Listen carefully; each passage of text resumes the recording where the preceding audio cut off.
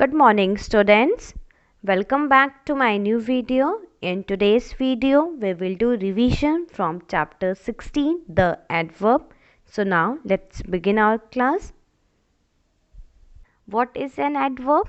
An adverb is a word which describes or modifies the verb, adjective or other adverb. That means adverb एक ऐसे word होते हैं जो describe करते हैं या मॉडिफाई करते हैं वर्ब को, एडजेक्टिव को एंड अदर एडवर्ब को जो सेंटेंस में यूज हुए हैं. So now let's see the examples. He is very happy. So here he is your subject.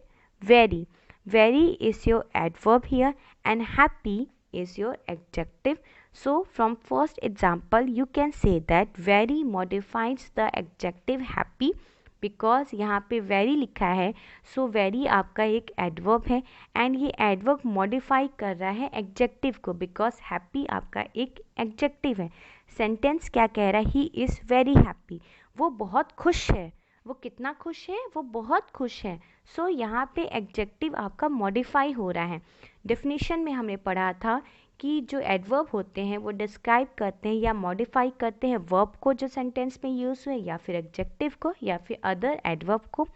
So from first example we can say that here adverb modifies the adjective. Now see the second example. She walks quickly.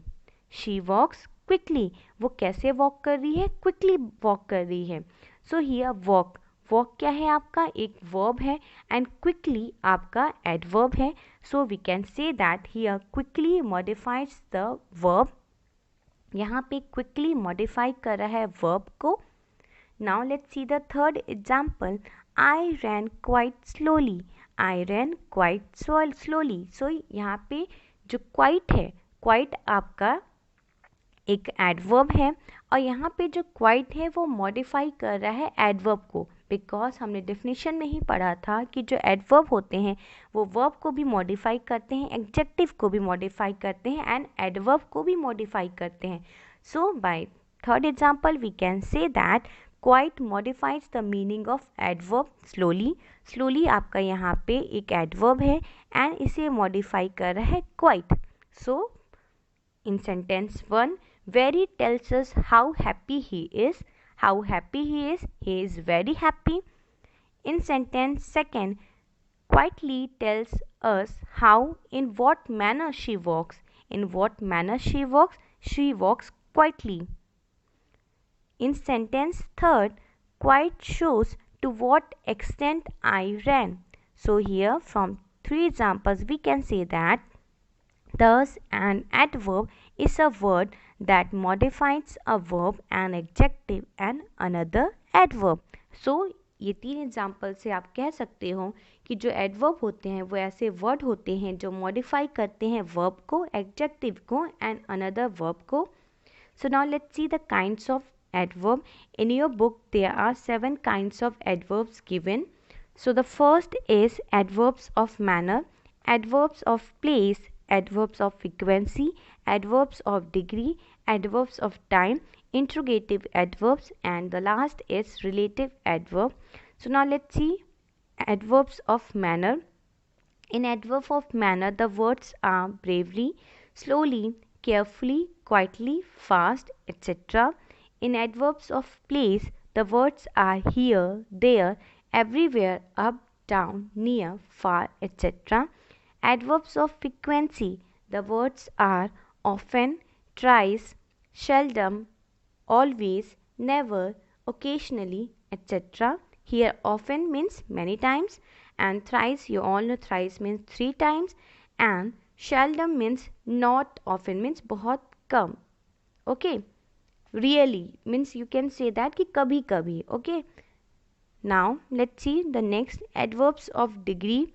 Very, rather, quite, too, hardly, etc. Here hardly means शायद ही कभी. Okay, now adverbs of time. Now, soon, then, today, yet, still, etc. Adverbs of time. Now, soon, then, today, yet, still, etc. interrogative adverbs when, where, why, how, etc. relative adverbs when, where, why, etc. So these all words are examples of kinds of adverbs. So ये सारे examples हैं कि कौन से adverb में कौन सा word use होता है. So these all words you have to learn. Now let's study in detail what is adverb of manner. अब हम डिटेल में पढ़ेंगे एडवर्ब ऑफ मैनर क्या होता है. So now the first is adverb of manner. Adverb of manner express the manner of an action. It answer the question how. That means this type of adverb tells us in what manner the action takes place. That means ये adverb आपको बताते हैं किस तरीके से जो action है वो हुए हैं. मतलब जो एक्शन है वो किस ढंग से हुआ है, कैसे हुआ है या किस प्रकार का हुआ है. सो ये आपका एडवर्ब ऑफ मैनर में आता है. Adverb of manner always answer the question how. Adverb of manner हमेशा आंसर करेंगे question how and in what manner. Okay, now the examples are the soldiers fought bravely. So what was the manner how the soldiers fought? So the answer is bravely. Here bravery is your adverb of manner. Now see the second. She walks carefully.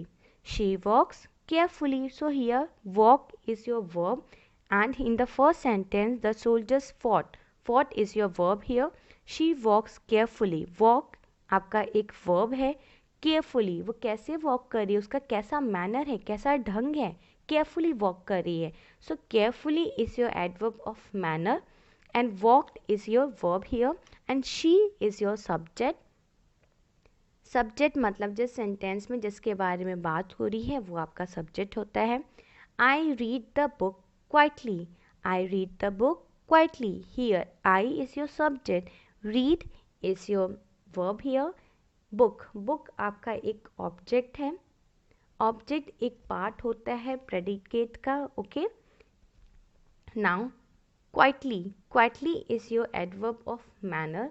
Adverb of manner है यहाँ पे ये, because यहाँ पे आपको पता चल रहा है वो कैसे बुक पढ़ रही है, क्वाइटली पढ़ रही है. मैनर क्या है उसका, क्वाइटली है. How she is reading the book, she is reading quietly. So quietly आपका एक मैनर है, एक तरीका है, एक ढंग बता रहा है. Now see the last sentence. He ran fast. He ran fast. वो कैसे दौड़ रहा है, fast. So here fast is your adverb of manner. So here you can say that bravery, carefully, quietly, fast is your adverb of manner. Adverb of manner are usually placed after the direct object. That means adverb of manner usually place होते हैं direct object के बाद. If there is one, अगर एक object है sentence में then उसके बाद आपका एडवर्ब यूज़ होगा. Otherwise they are place after the verb, या फिर वो अपने वर्ब के बाद ही यूज़ होते हैं सेंटेंस में. They must be place between a verb and its direct object. That means here the sentence is written they must not be place. Means वो कभी भी जो एडवर्ब होते हैं वो कभी भी वर्ब एंड डायरेक्ट ऑब्जेक्ट के बीच में नहीं लिखा जाता है. वो अगर आप ऐसे लिखोगे देन आपका सेंटेंस गलत है. अगर सेंटेंस में आपका एक ऑब्जेक्ट दिया है देन ऑब्जेक्ट के बाद जो डायरेक्ट ऑब्जेक्ट है उसके बाद आप अपना एडवर्ब लिखेंगे. बट अगर सेंटेंस में ऑब्जेक्ट नहीं दिया है, सब्जेक्ट, सेंटेंस आपका सिर्फ सब्जेक्ट एंड वर्ब से ही बना है एंड वहाँ पे कोई भी डायरेक्ट ऑब्जेक्ट नहीं है, उस केस में आप वर्ब के बाद लिखोगे अपना एडवर्ब. और अगर डायरेक्ट ऑब्जेक्ट दिया है देन डायरेक्ट पहले आपका सब्जेक्ट, वर्ब, डायरेक्ट ऑब्जेक्ट, उसके बाद आपका एडवर्ब होगा. नाउ बट कभी भी आप अपने एडवर्ब को वर्ब एंड डायरेक्ट ऑब्जेक्ट के बीच में नहीं लिखेंगे, that is wrong. So the sentence is he ate greedily the cake. He ate greedily the cake. So the sentence is wrong because यहाँ पे ate आपका verb है, greedily आपने बीच में लिखा है adverb को, and the cake आपका एक object है. So ये sentence गलत है because मैंने कहा था कि जब subject होगा, verb होगा sentence में and आपका object भी दिया है, one object is there, यहाँ हम सिर्फ वन ऑब्जेक्ट के बारे में बात करें, ऑब्जेक्ट आपका केक है, देन आप केक के बाद ही लिखोगे अपना एडवर्ब। सो फर्स्ट सेंटेंस आपका रॉन्ग है। The right sentence is he ate the cake greedily। Okay, object क्या है? ऑब्जेक्ट एक पार्ट होता है प्रेडिकेट का, and object receive the action done by the subject. जो ऑब्जेक्ट होता है वो रिसीव करता है एक्शन जो सब्जेक्ट करता है। सो यहाँ पे रिसीवर कौन है? Who is the receiver here? He. Okay, so now see the next point. If there is a preposition before the object, that is example at, towards, we can place the adverb either before the preposition or after the object. That means अगर sentence में आपका preposition है at और towards, so कभी कभी जो adverb हम use करेंगे either हम before use करेंगे preposition के या फिर after the object use करेंगे। So the first sentence is the child ran happily towards his mother। So यहाँ पे जो adverb है वो पहले आया है prepositions के। Now the second sentence is the child ran towards his mother happily। So यहाँ पे जो आपका preposition है वो पहले आया है एंड जो आपका adverb है वो बाद में आया है, बट दोनों sentences बिल्कुल सही हैं। The following adverbs are almost always placed after the verb। So mostly ऐसा होता है जो adverb होते हैं वो हमेशा verb के बाद ही use होते हैं। Example, Raman played the match well, she ran fast। Now see the second point. Adverbs of place. Adverbs of place indicate the place of action. It answer the question where। That means this type of adverb, ये जो adverb of place होते हैं, these type of adverbs tells us the place of an action। ये बताते हैं place, किस place पे जो action हुआ है, and answer the question where, and ये answer करते हैं question को where। Examples are he looked everywhere, he put the pen here। So जो adverb of place हैं ये आपको place बताते हैं, स्थान बताते हैं कहाँ पे जो action हुआ है, कहाँ, where। okay, he looked everywhere, he looked everywhere, उसने कहाँ देखा? सब जगह देखा, everywhere। he put the pen here, pen उसने कहाँ रखा? here। so here and everywhere is your adverb of place। If there is also an adverb of manner in the sentence, then it comes after the adverb of place। That means यहाँ पे आपको ये idea मिल रहा है, अगर sentence में if there is also an adverb of manner, अगर sentence में adverb of manner भी दिया है, then it comes after the adverb of place। That means अगर sentence में आपका adverb of manner भी दिया है and adverb of place भी दिया है, so सबसे पहले आपका adverb of place आएगा and then आपका adverb of manner आएगा। ये सही तरीका है लिखने का। एग्जाम्पल देखिए, she moved there slowly, she moved there slowly। so वहाँ पे वो move की, slowly move की। so यहाँ there is a adverb of place and slowly is a adverb of manner। Ravi got down quickly, down is an adverb of place and quietly is an adverb of manner। Now see the next example. Study the adverbs of place in the following sentences। So now let's see. I shall wait for you there, the old lady got down from the bus, the guest went downstairs, can you go up quietly, all the boys are standing here। So these all are examples of adverbs of place, there, downstairs, up, here। okay, so these all are examples of adverbs of place। now moving to next, that is adverbs of frequency। so here adverbs of frequency express how often something is done or happens। These adverbs answer the question how often। That means ये ऐसे type of adverb होते हैं जो बताते हैं frequency and action takes place। जो frequency है, जो action है, वो कितनी बार हुआ है। ओके, सो ये आपको बताएंगे कितनी बार। how often means कितनी बार हुआ है। मीन्स जो एक्शन है वो एक बार हुआ है, 2 बार हुआ है, बहुत हुआ है, कभी नहीं हुआ है. So these types of adverbs are called adverbs of frequency. How often means कितनी बार हुआ है. Now the examples are he has always help me. वो हमेशा मेरा हेल्प किया है. Always. I seldom go there. I seldom go there. Okay. Seldom means not often. Okay. Rarely means kabhi. Now see the next sentence. They often meet me on weekends. They often meet me on weekends. She really talks to him. So here always, seldom, often, really. So these all are examples of adverbs of frequency.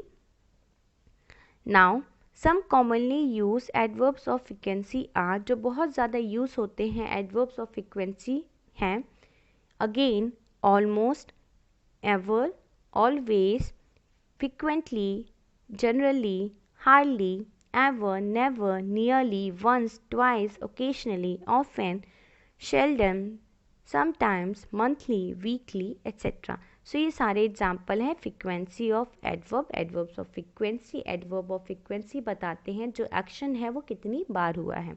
Okay. How often. Now the next is adverbs of degree. Adverb of degree express the intensity and they answer the question how far, how much. That means ये बताते हैं, ये ऐसे adverb होते हैं जो आपको express करते हैं degree of quality. Okay. Degree of quality you can से, और यू कैन से स्टेट और condition and answer the question how much और व्हाट एक्सटेंट. दैट मीन्स ये बताते हैं मात्रा या सीमा. जो एक्शन है, जो एक्शन यूज़ हुए हैं उनकी क्या मात्रा, उनकी क्या सीमा है, उनकी क्या क्वालिटी है. Okay. So now let's see the example. She is very intelligent. वो बहुत इंटेलिजेंट है. वेरी ये क्वालिटी बता रही है, एक्सटेंट बता रहा है कि वो क्या है, वेरी इंटेलिजेंट है. He is too weak. He is too weak to walk. You are quite young. So here you can say that very, too, quite express the adverbs of degree. An adverb of degree modifies an adjective or another adverb. That means यहाँ पे adverb of degree modify करते हैं adjective और another adverb को. examples क्या क्या हैं. He is very good at painting. वो बहुत good है painting में. So here very क्या है आपका एक adverb है and good एक adjective है. So you can say that here adverb plus adjective. Now see the next sentence. I know him quite well. So here quite is your adverb and well is also your adverb. So you can say that in this sentence adverb plus adverb. So there are two adverbs. Okay. Now the next point is saying that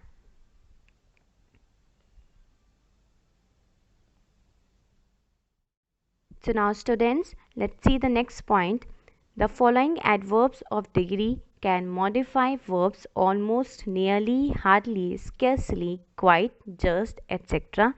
first हमने देखा था कि जो adverbs of degree हैं वो modify कर रहे थे एडजेक्टिव को, और जो अदर एडवर्ब यूज़ हुए हैं सेंटेंस में, यहाँ हम देख रहे हैं कि जो एडवर्ब ऑफ डिग्री है वो मॉडिफाई कर रहे हैं वर्ब्स को. सो let's see the example. She is just going. She is just going. So just क्या है आपका एडवर्ब ऑफ डिग्री है. She hardly notice what she was doing. So here hardly is your adverb of degree. She has almost finished. So here almost is your adverb of degree. So you can say that these adverb of degree modifies the verb. जो verb है उनको modify कर रहे हैं because first sentence क्या है, she is just going. वो जा रही है, अभी just जा रही है. So going is your verb here. So here just क्या है, मॉडिफाई कर रहा है वर्ब को. He hardly notice. So here notice क्या है, he hardly notice what she was doing. So यहाँ पे नोटिस आपका वर्ब है, हार्डली उसे मॉडिफाई कर रहा है. She has almost finish. Finish is your verb here and almost is your adverb of degree. Now see the next point, enough. Enough के case में हम क्या करते हैं एंड टू के केस में क्या करते हैं. जब सेंटेंस में इनफ हो, इनफ आपका एक एडवर्ब ऑफ डिग्री है. Enough as an adverb meaning to the necessary degree, that means useful. Enough हम यूज़ करेंगे जब सेंटेंस में कुछ यूजफुल बताना हो. Goes after adjective and adverb.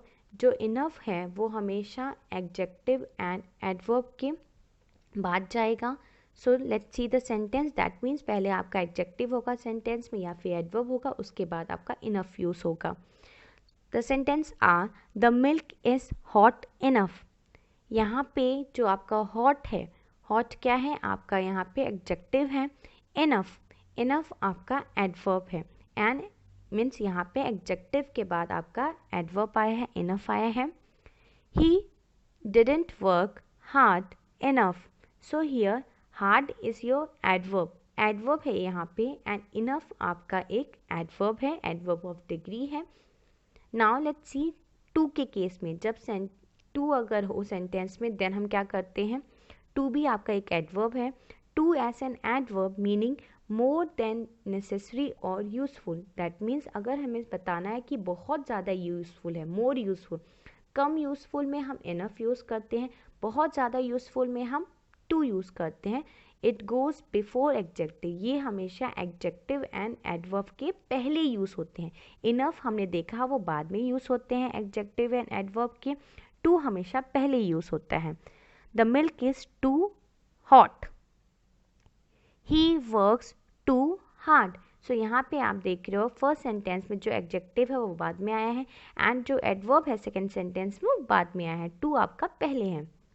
सो यही दो चीज़ें आपको याद रखनी है. इनफ हमेशा एडजेक्टिव एंड एडवर्ब के बाद यूज़ होंगे. In case of too adjective and adverb के पहले टू यूज़ होंगे.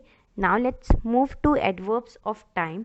Adverbs of time tells when or at what time an action is done. It answers the question when.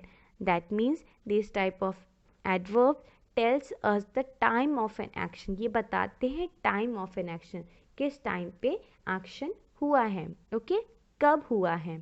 So it answers the question when. When means कब. So the examples are she is going tomorrow. वो कब जा रही है, कल जा रही है. एक्शन कब हो रहा है, कल हो रहा है, tomorrow. Then she came home. Then she came home. Then आपका एडवर्ब ऑफ टाइम है. Now I shall buy this toy. He met me yesterday. So ये सारे वर्ड्स जैसे tomorrow, then, noun, yesterday, before, today, now, ये सारे words क्या हैं आपके एडवर्ब्स ऑफ टाइम हैं. Now let's see the So now let's see the next point. Yet and still have different position rules. So yet and still के different positions rule होते हैं. वो sentence में कहाँ place होते हैं. Still is placed after the verb. जो still होता है वो verb के बाद use होता है to be, but before the main verb. But ये main verb के पहले use होते हैं. जैसे कि he is still in bed. He is still in bed. Now see the next point. I still like her. I still like her. So you can notice that the verb here, the adverb is used before the main verb. Main verb के पहले use हुआ है. Yet is placed at the end of the sentence. Yet हमेशा end में use होते हैं sentence के. I have not finished my work yet. The shop is not open yet. So yet हम बाद में use करते हैं. Now the next is interrogative adverbs. Interrogative adverbs are used to ask questions. You all know what is interrogative. Interrogatives ऐसे sentences होते हैं जो ask करते हैं question. So interrogative adverb भी ऐसे होते हैं जो questions पूछते हैं. क्वेश्चंस पूछते हैं कि किस मैनर में हुआ है, किस स्टेट में हुआ है, किस टाइम पे एक्शन हुआ है, प्लेस क्या है, रीज़न क्या है, ये सारी जानकारी आपसे मांगते हैं. So now let's see adverb, interrogative adverbs when, where, why, how are used for asking questions about time, place, etc. So now let's see the examples. They are placed at the beginning of the sentence. You all know, जब हम questions पूछते हैं तो जो questions words होते हैं वो हमेशा सेंटेंस के पहले होते हैं। So the sentence are, why are you so late? So here the adverb, here the interrogative adverbs of reason, यहाँ पे interrogative adverb of reason है कि यहाँ पे reason पूछा जा रहा है why are you so late, आप क्यों इतना late हो। So here the reason is there, so it is your interrogative adverb of reason। where is my book, मेरी book कहाँ है। So you are talking about the place, so it is your adverbs of place here, interrogative adverb of place। Now the third point is, how did you reach there? So here the manner is asking, means यहाँ manner पूछा जा रहा है कि means पूछा जा रहा है, how did you reach there? So this is your interrogative adverbs of means, or you can say that interrogative adverbs of manner। When does the train arrive? So you are asking about the time कि train कब arrive की। So this is your interrogative adverb of time। How can be used in different ways, जो how है वो बहुत different ways में use हो सकता है। Meaning in what ways? How did you make this soup? ये soup आपने कैसे बनाया। So how is used। How do you start a car? आपने कार कैसे start किया। विथ एग्जेक्टिव, एग्जेक्टिव के साथ भी हम हाउ यूज़ करते हैं। Example, how tall are you, आप कितने टॉल हो। टॉल क्या है, आपका एक एग्जेक्टिव है। How old is your father, old क्या है, आपका एग्जेक्टिव है। With much and many, much and many के साथ भी हम हाउ को यूज़ करते हैं। How much does it cost, ये कितना कॉस्ट करता है। How many people were there. Fourth sentence, with other adverbs, other adverb के साथ भी हम यूज़ करते हैं। How quickly can you read this. How often do you go to Delhi. So यहाँ पे हमने यूज़ देखा हाउ का कि हाउ डिफरेंट वेज में यूज़ हो सकते हैं। In what ways means manner पूछने में, with adjective, with many and much, with other adverbs। So now the next topic is relative adverbs। Now let's see what is relative adverb। Relative adverbs words are where, when and why are used to join sentences or clauses। That means relative जो adverbs होते हैं वो use होते हैं दो clauses को join करने में, and जो words join करेंगे उनको वो हैं where, when and why। So now let's see the sentence, I don't know the place where she lives। So यहाँ पे I don't know the place ये आपका first clause है, she lives ये आपका second clause है, इसे join किया गया है where से। Now the next sentence is, we remember the day when we first met। So यहाँ पे we first met ये आपका second clause है, first clause है आपका we remember the day। So it is joined by the word when। When is your relative adverb। Now let's see the next point, we doesn't know the reason why she went there। He doesn't know the reason। So this is your first clause, she went there, this is your second clause and it is joined by the word why। So relative adverbs का ये use होते हैं कि ये जो adverbs हैं ये जोड़ते हैं, दो clauses को एक दूसरे से जोड़ते हैं। Okay, so they are your relative adverbs। Now coming to fairly and rather। how to use fairly and rather। so ये बहुत confusing topic है कि फेयरली एंड रेदर हम कैसे यूज़ करते हैं। सो बहुत सिंपल सा एक आइडिया मैं आपको देती हूँ। बहुत सिंपल सी बात है कि फेयरली जब हम यूज़ करते हैं हम गुड सेंस में यूज़ करते हैं। जब हमारा सेंटेंस पॉजिटिव है देन हम फेयरली यूज़ करते हैं। जब हमारा सेंस गुड सेंस में हम बात कर रहे हैं देन हम फेयरली यूज़ करेंगे। और रेदर हम यूज़ करते हैं जब हम बैड सेंस में होते हैं, मीन्स यू कैन से नेगेटिव सेंटेंसेस में हम ज़्यादातर रेदर यूज़ करते हैं। फेयरली हम गुड सेंटेंस में यूज़ करते हैं एंड फेयरली हम हमेशा यूज़ करते हैं before executive.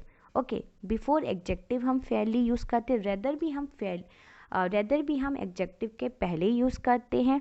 And you can say that जो फेयरली होता है वो प्लेजेंट कंडीशन, जो एक प्लेजेंट कंडीशन या फिर पॉजिटिव सेंस इन सारी चीज़ों में यूज़ होता है। और जो रेदर होता है वो अनप्लीजेंट केस में यूज़ होता है। एंड जो फेयरली है, फेयरली के साथ कभी भी हम टू नहीं यूज़ करते, टू TOO टू नहीं यूज़ करते हैं, means too will not come at as beginning में हम टू कभी नहीं यूज़ करते। कभी भी आपने सेंटेंस में नहीं देखा होगा कि टू फेयरली, ये नहीं कभी होता है, ये गलत है। ओके, बट रेदर के केस में रेदर के बाद हम टू यूज़ करते हैं। सो ये कुछ पॉइंट्स है जो आपको पॉइंट याद रखने हैं। This are the simple points.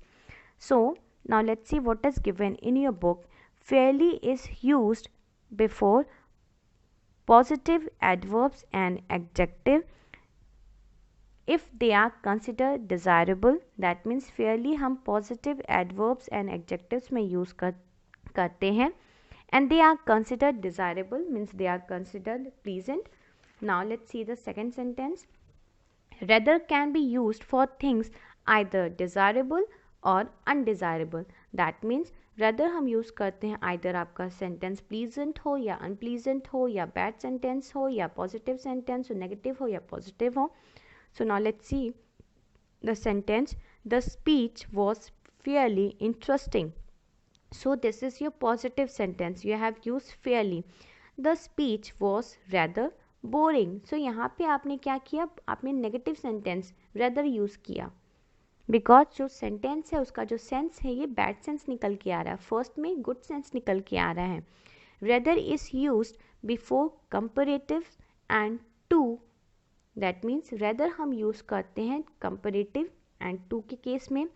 Fairlie can not be used for either of these. But fairly हम कभी भी यूज़ नहीं करते हैं कंपैरिजन में या फिर टू लगा के. मैंने अभी बताया था आपको कि फेयरली के केस में we do not use too, and fairly हम कंपैरिजन में यूज़ नहीं करते हैं.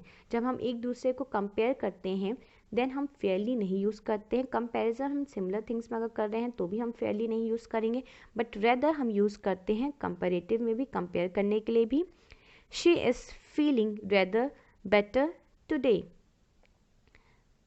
You read the letter rather too quickly.